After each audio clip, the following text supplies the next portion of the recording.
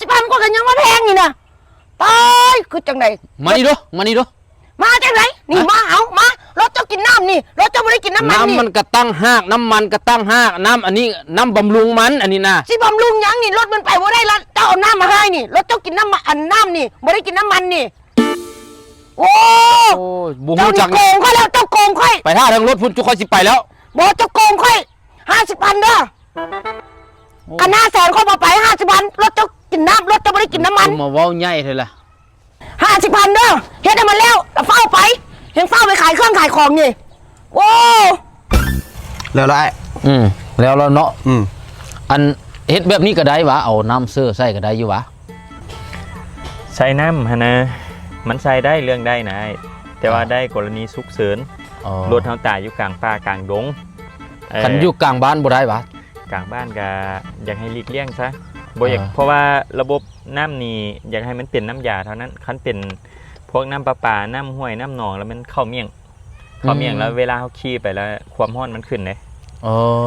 แล้วเวลาเขาแก้น้ำยาแอนตาซินยาอย่างบ่ได้ติบ้าจกกระกวนเขาแหละนี่น้ำยาโมน้ำแอนตาซินอย่างไหนมันเป็นคนรถเก่งรถอย่างใส่ได้เบิดวะหรือว่าใส่ได้รถอันนี้รถเก่งก็ได้กระส่วนก็ได้เก่งก็ได้กระส่วนก็ได้ใส่แต่ว่ามันก็มีอายุของมันน้ำยานี้ได้ประมาณ2 ปี2 ปีหรือว่าประมาณ50,000 กิโลก็ได้เปลี่ยนออกแล้วก็เอาตัวใหม่เข้าไปคันบริษัทระบบทางในหม้อน้ำท่อน้ำปั๊มน้ำจะเป็นมีใบพัดเป็นปีน้ำไปเลี้ยงห้องจักรคันบริษัทตัวนี้แล้วมันจะเป็นเมี่ยงแปลงเท่านึงเมื่อไหร่ได้บรู10 ล้านเลยขัสันไอ้ขอมาใส่เลยได้บ่ละค่าเงินฮันละจะเอานำอีนายขี้แมงวันนั้นมาให้โอเคเอาให้เขาใส่ให้เลยเนาะ